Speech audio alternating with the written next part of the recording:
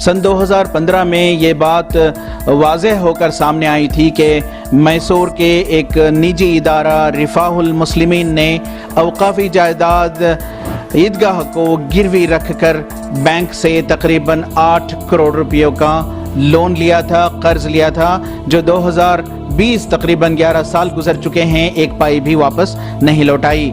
इस ताल्लुक़ से हम बात कर रहे हैं अनवर माणीपाड़ी से, जो कि इस बात के लिए जाने जाते हैं।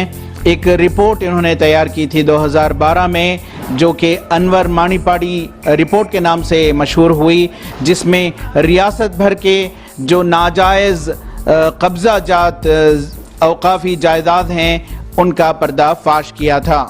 इस मसले के ताल्लुक से बात करेंगे कि मैसूर में जो ईदगाह का जो मामला आया है, जिसको ये बताया जा रहा है कि ईदगाह जो अवकाफ़ी जायदाद है नीलाम के लिए है, जो बैंक कर रहा है। बताइए सर, ये है, इस मामले को आप कैसे देखते हैं? ये हमारा जो वक्फ बोर्ड है ना, ऊपर से नीचे तक चोरों का एक बड़ा घोटाला का एक बड़ा ऑफिस है। वो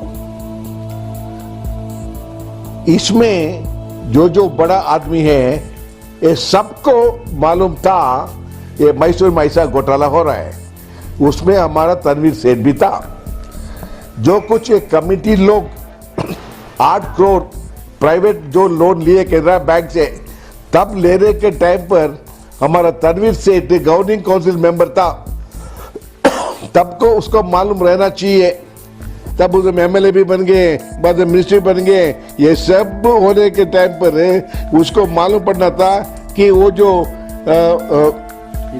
ईदगाह का गिरवी रख के जो पैसा लिया था 8 करोड़, अभी रिटर्न नहीं कर रहे। उसके साथ दूसरा वक्त प्रॉपर्टी भी है जो नोटिस लगा दिया है, चिपका दिया है। वो पहले वो उसका अपन ईदगाह प्रॉपर्टी पर चिपका दिए। अब ये बोलते ईदगाह नहीं है, ठीक है ईदगाह था और दूसरा प्रॉपर्टी रहेगा। वो कोशिश तनवीर सेठ ने कर रहा है। तो अभी क्या लगता है सर आपको कि वक्फ बोर्ड को ये जो रिफाहुल मुस्लिमीन के अवकाफ़ी जायदाद ईदगाह को गिरवी रखना बैंक में और 8-8.5 करोड़ रुपए तकरीबन लोन लेना और उसको अभी तक रीपे न करना, जब ये वक्फ बोर्ड को पता था, तो अब 2020 है, तकरीबन 5 साल गुजर चुके हैं, क्यों कोई कार्रवाई नहीं हुई? जब पहले जो 8.5 करोड़ लिया, तब भी स्टॉप करना था, तब भी वक्फ बोर्ड स्टॉप करना था। क्यों स्टॉप नहीं किया? और रिफाह मुस्लिमीन ने ये संस्था जो शुरू किया है अजीज सेठ ने, तब अंडेशा वाली क्या की एक जगह है, वो जगह बेच को उधर से 15 लाख ले को इसको पहले दिए सो हमारा अजीज सेठ जी ने।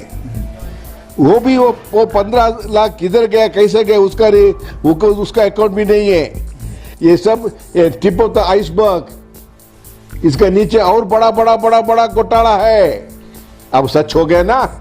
मैसूर के जो नरसिम्हा राजा के एमएलए तनवीर सेठ हैं, उनका कहना है कि उन्हें अंधेरे में रखा गया और वक्फ बोर्ड को भी अंधेरे में रखा रिफाहुल मुस्लिमीन ट्रस्ट ने।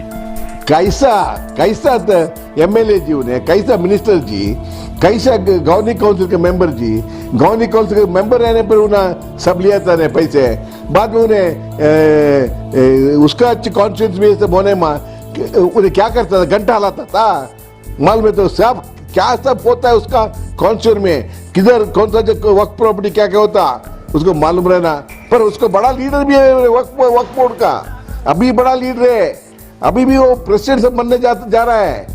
मिनिस्टर नहीं ना, वो प्रेसिडेंट बनने जा रहा है, उस पर काम भी कर रहा है। ये सब एक चोरों का एक गुलमाल है भैया।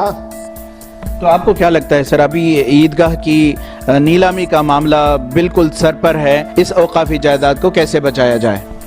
जो सब आदमी लोग, जो कमिटी लोग और उसमें तनवीर सेठ भी रहना चाहिए, सब लोग का प्रॉपर्टी का वो कब्जा लेना, वो कब्जा लेके वो कितना देना है, ये सब लोग मिला के वो पैसे उधर से उसके से लेना। और उसका ऊपर ये criminal case, police criminal case बनना चाहिए और उसमें तनवीर सेठ भी रहना चाहिए। क्योंकि he is harbouring the crime, harbouring the thief. लिहाजा अनवर मानीपाडी इस बात की मांग कर रहे हैं कि न सिर्फ तनवीर सेठ बल्कि रिफाहुल मुस्लिमीन के जो जिम्मेदारान हैं जिन्होंने इस वक्फ की जायदाद को गिरवी रखा और आज ये नौबत आई है कि उसे नीलाम किया जाना है बैंक की जानिब से, ये निहायत ही अफसोसनाक है और इन पर कार्रवाई होनी चाहिए। रफीक जब्बार, ETV भारत, बेंगलोर।